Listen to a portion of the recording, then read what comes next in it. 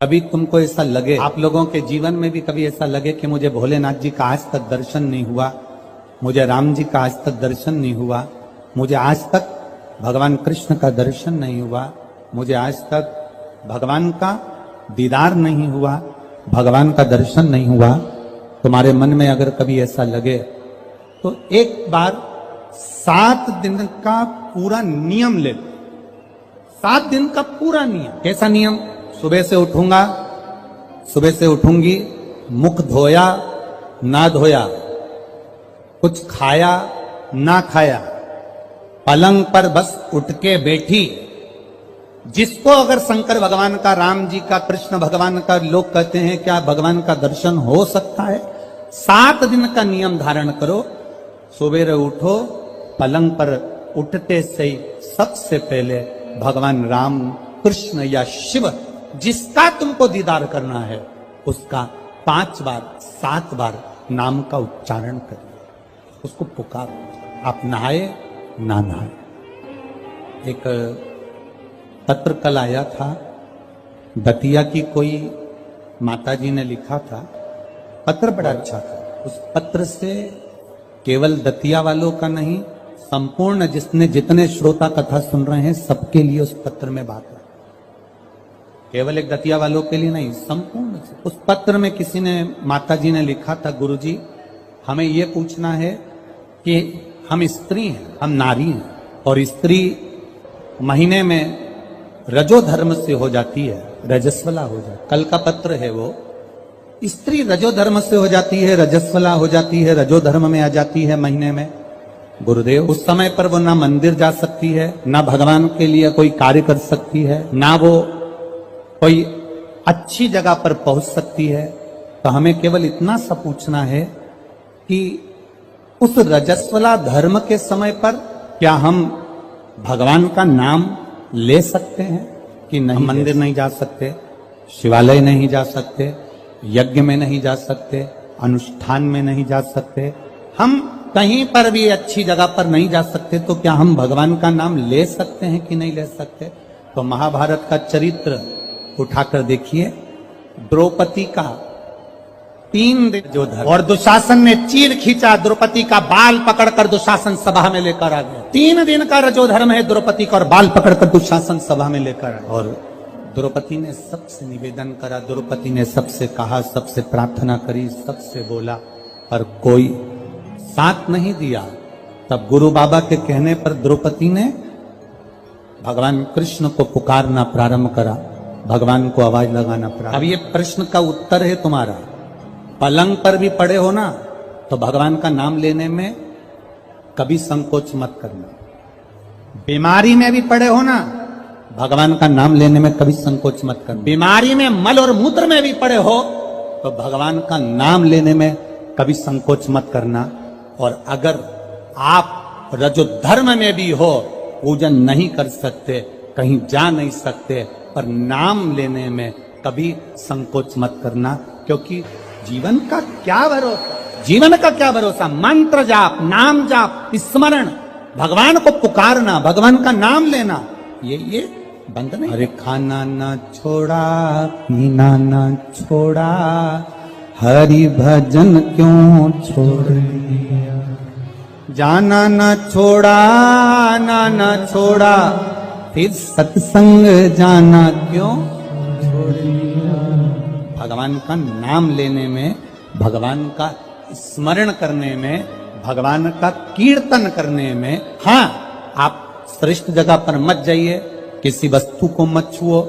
यहां तक शास्त्र कहता है कि अगर किसी ब्राह्मण, संत, गुरु और भगवान के लिए भोजन भी बन रहा है और आप रजो धर्म से हो, तो भोजन पर दृष्टि भी मत दो। यहां तक शास्त्र कहता है अगर भोजन बन रहा है तो भोजन पर हमारी दृष्टि भी ना जाए। भगवान का नाम ले सकते, आप उसे पुकार सकते। मृत्यु की घड़ी में भगवान ये देखेगा क्या उस समय पर कि ये रजस्वला धर्म में है, तो अभी इसको हम मार नहीं सकते, अभी हम इसको ले जा नहीं सकते। मृत्यु की घड़ी में ये नहीं देखा जाएगा। मृत्यु की घड़ी में तो केवल तुम्हारा जो करा हुआ पुण्य है, मृत्यु की घड़ी में तुम्हारा करा गया सत्कर्म है, मृत्यु की घड़ी में तुम्हारा करा गया अच्छा कर्म है, केवल वो तुम्हारे सम्मुख में रहेगा।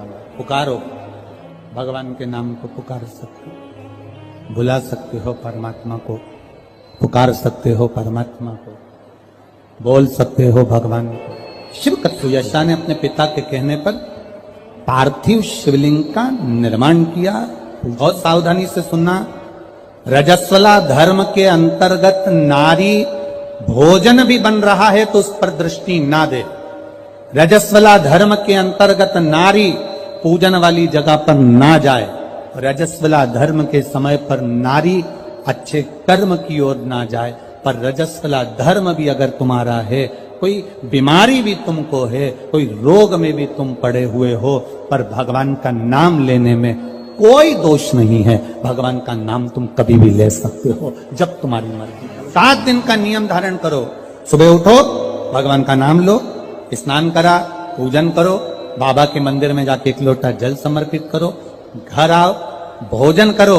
भोजन करने से पहले अपने पास में थोड़ी सी अग्नि, जो तुम्हारे यहाँ चूल्हे में हो, जो भी अग्नि हो, उसको लेकर जो भोजन की थाली में भोजन है, उस थाली के भोजन को निकालकर अग्नि में दीजिए। 1 रोटी निकालकर गौ माता की दीजिए, आधी रोटी जो भी भाग निकाल सकते हो वो स्वामी को दीजिए, और फिर बाबा का नाम लेकर प्रसाद समझकर भोजन को ग्रहण करिए। दिन में, शाम को अपने कर्म को करते करते भगवान का नाम लेते रहिए। जैसे ही प्रदोष काल आए, शाम का समय आए, भगवान देवाधिदेव महादेव का स्मरण कर कर 1 दीप दरवाजे के बाहर लगाओ और बाबा का भजन करो। 7 दिन जो नियम धारण करता है, 7 दिन में किसी न किसी रूप में मेरा महादेव आकर एक बार दर्शन जरूर देता है, ये निश्चितता। पर उसमें हमारी पवित्रता हो, उसमें हमारी पवित्रता का भाव हो। हम पवित्र भाव से, शुद्ध भाव से हम भगवान का भजन, हम तो यहां तक कहेंगे, ये पार्थिव शिवलिंग का आप लोग निर्माण करते हो ना, जितने लोग भी पार्थिव शिवलिंग बनाने के लिए बैठते हो, करोड़ों में शिवलिंग बने, तो बनाते बनाते अगर किसी को उपच भी हो जाए ना, अब मैं थक गई, मैं नहीं बना रही, तो ये बोलने से पहले ही तुम जब शिवलिंग बनाओ और बनाते बनाते तुम्हारे शरीर में ऐसा लगे कि अब मैं थक गई, किसी से मत बोलो कि मैं थक गई, अब मैं नहीं बनाऊंगी, ये मत बोलो। मैं थक गई, ये मत बोलो, या ये मत बोलो कि अब मैं तो नहीं बना रही, अब मैं थक गई, तू चल रही क्या मेरे साथ वापिस, ये भी मत बोलो। आपसे नहीं बन रहा शिवलिंग बनाते हुए, आप बस उस शिवलिंग को बनाकर हाथ जोड़कर बाबा देवाधिदेव महादेव से प्रार्थना करिए, भगवान शंकर से निवेदन करिए, भगवान शिव से प्रार्थना कर कर बाबा से विनती करो, बाबा आपकी कृपा से जितना बन सका मैंने आपके शिवलिंग का निर्माण किया है। बाबा, ये आपकी करुणा या आपकी उदारता या आपकी दया है जो ये मैंने बनाया, ये आपकी कृपा से, आपकी दया से, आपकी उदारता से मैंने निर्माण किया है। उनसे निवेदन किया, जो उनसे प्रार्थना करी, वो नहीं, वो बना नहीं है। हम तो कथा में भी कह देते हैं, आपका मन लगे तो शिवपुराण में जाओ, नहीं तो काय को टाइम बर्बाद करने के लिए आते हो। मन लग नहीं रहा, रत्ती भर गई और पूरी डेंटिंग पेंटिंग करके आई, 2 घंटे तक लाइन खींची, डब्बा भरा, 1 दिन पहले उसके पास भी गई, धागा वाली के यहाँ पहुंची। क्यों आए? कौन ने कहा तुमको कि कथा में जाना जरूरी है? कोई तुमको कहा कि भीड़ बढ़ाने जाओ? तुम्हारा मन लगे तो शिव महापुराण की कथा में आकर बैठो, नहीं लगे तो कथा में भी मत जाओ, अपने घर में मूंगफली सेको और 3 टाइम खाओ, समय बर्बाद करने मत जाओ। मन लगे, शिव कथा कर रही है, मन लगे तो महादेव के मंदिर में जाके 1 लोटा जल चढ़ाना। मन नहीं लगे ना, जबरदस्ती मत जाना कि मैं तो बाबा सियोर वाला महाराज ने कहा है तो जाना तो पड़ेगा, ना ना ना, बिल्कुल मत जा, बिल्कुल मत जा। मन करे वो करते ना। दिल तुझको दिया ये क्या कर दिया, अपना मन, अपना दिल, अपना हृदय परमात्मा। और जिस दिन तुम परमात्मा को पहचानोगे उस दिन परमात्मा तुम्हारा और तुम। यहाँ इतनी ये हतिया की माताएं हैं, बहुत चतुर हैं, इधर साइड की माताएं बहुत चतुर। इधर की माताएं इतनी चतुर होती हैं कि शादी विवाह में अगर गणेश जी नहीं मिलते हैं तो ये गोबर का और मिट्टी का गणेश बनाकर मटकी पे रखकर पूजन कर देती हैं, और मिट्टी का भी गणेश नहीं मिलता, गोबर का भी गणेश नहीं मिलता।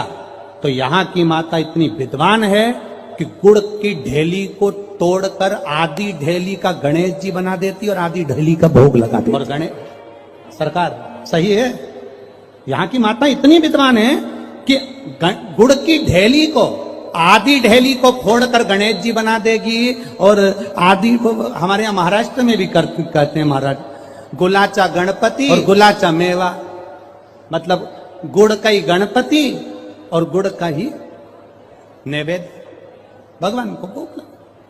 दतिया की माताएं भी इतनी विद्वान है, जब गणेश जी नहीं मिलते, गोबर नहीं मिला, मिट्टी नहीं मिली, शादी के समय पर तुरंत घर की जो बुजुर्ग माँ होती है वो कह देती है गुड़ की खोड़ी रखिए ना, आधा टुकड़ा तोड़ मटकी पे रख दे, गणेश जी हो गए।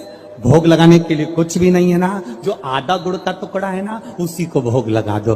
क्यों?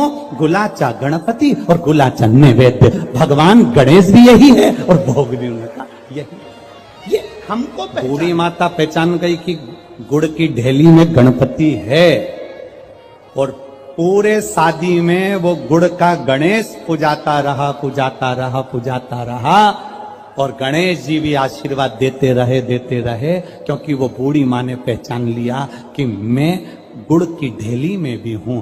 जिस दिन हम पहचान गए कि ये जितने आए हैं और जितने भगवान के भजन करने वाले हैं, संसार में रहने वाला जलचर, थलचर, वायुचर, जितने जीव हैं, जिस दिन हम पहचान गए कि इनके अंदर भगवान है और सब में परमात्मा समाया है, उस दिन मेरे शंकर को मिलने में देरी नहीं लगेगी, वो मिल जाए। गुलचा, गुलाचा गणपति और गुलाचा आधा, ये हम समझ नहीं पा रहे हैं भगवान, हम परमात्मा को जान नहीं पा रहे। सुयशा ने भगवान शिव जी की आराधना करी, पार्थिव शिवलिंग का निर्माण करने के लिए बैठी, और जो निर्माण करा, मात्र 7 दिन निकले थे सुयशा को, देवादिदेव महादेव प्रकट हो गए।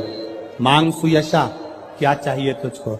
सुयशा कहती है मैं आपके चरणों की दासी बनना, मैं आपके चरणों की दासी बनना चाहिए। भगवान कहते सुयशा, इतनी सुंदर बात देवादिदेव महादेव ने कही, इतनी सुंदर। सुयशा कह रही है मैं आपके चरणों की दासी बनना चाहती हूं, चरणों की दासी। देवादिदेव महादेव ने कहा सुन सुयशा, मेरी धर्म पत्नी पार्वती मेरे साथ में है, मैं दूसरी नारी को अपने करीब भी नहीं आने देता। हाँ सुयशा, तो मेरे स्वरूप का स्नान करा, पूजन करा, अर्चना कर, निवेदन कर, बेलपत्र चढ़ा, पुष्प चढ़ा, मैं तुझे फल दूंगा। पर सुयशा, तू कहे कि मैं पार्वती जी का स्थान ले लूं, तू कहे कि मैं संगनी बन जाऊं, ये नहीं। सुयशा, ऐ सुयशा, संत, साधु, सन्यासी, तपस्वी, साधक, उपासक, भगवान शंकर कहते हैं संत, साधु, सन्यासी, तपस्वी, साधक, उपासक, अगर इनके सामने एक लकड़ी की स्त्री भी आ जाए ना, तो संत साधु को उसका स्पर्श तक नहीं करना चाहिए, वो श्रेष्ठ संत माना जाए। साधु वो तपस्वी, एक लकड़ी की भी स्त्री अगर कोई बनाकर सामने रख दे, उसका स्पर्श आप लोगों को थोड़ा सा बुरा जरूर लगता है, पर महाराज जी हम जब सीहोर से चलते हैं तो एक फॉर्म भरवाते हैं, वहां से चलने पर एक फॉर्म भरवाते हैं। आज सुनते हैं तुलसी माता की चालीसा। या चालीसा सुनने से होती है हर रोगों से मुक्ति, मिलती है सुख समृद्धि का आशीर्वाद। तो एक बार बोलिए प्रेम से विष्णु भगवान की जय, तुलसी माता की जय, भगवती माता की जय। श्री तुलसी महारानी करो विनय सिरनाय, जो मम हो संकट विकट दीजे मात नसाय।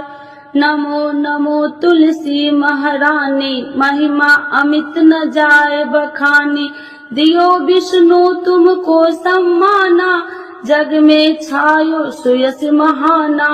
विष्णु प्रिय जय जयंती भवानी, तीहू लोक की हो सुख खानी। भगवत पूजा करे जो कोई, बिना तुम्हारे सफल न हो। जिन घर तब नहीं होए निवासा, उस पर करे विष्णु नहीं वासा।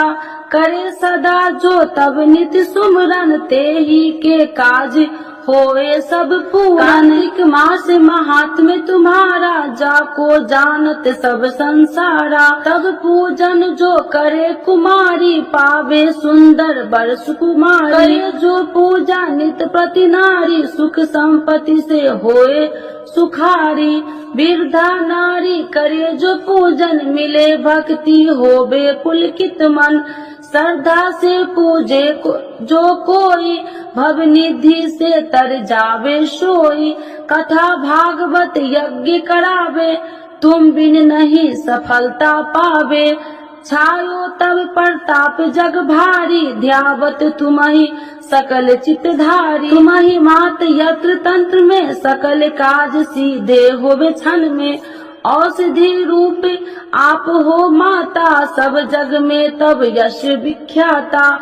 देव ऋषि मुनि और तपधारी, करत सदा तब जय जयकारी। वेद पुराणन तब यश ज्ञाया, महिमा अगम पार नहीं पाया। नमो नमो जय सुख कारिणी, नमो नमो जय दुख निवारिणी। नमो नमो सुख संपत्ति देनी, नमो नमो अख काटन छेनी।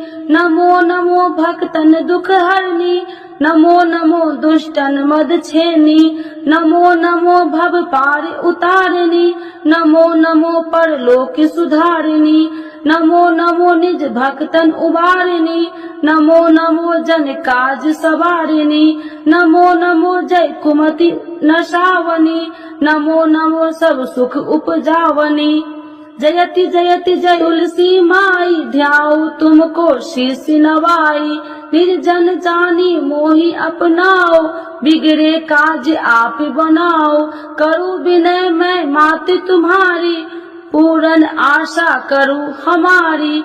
शरण चरण कर जोड़ी मनाओ, निस दिन तेरे ही गुण गाऊं। करहु मात यश अब मोह पर दाया, निर्मल होए सकल मम काया। मांगू मात या वर दीजे, सकल मनोरथ पूरन कीजे। जानू नहीं कुछ नेम उचारा, क्षमहु मात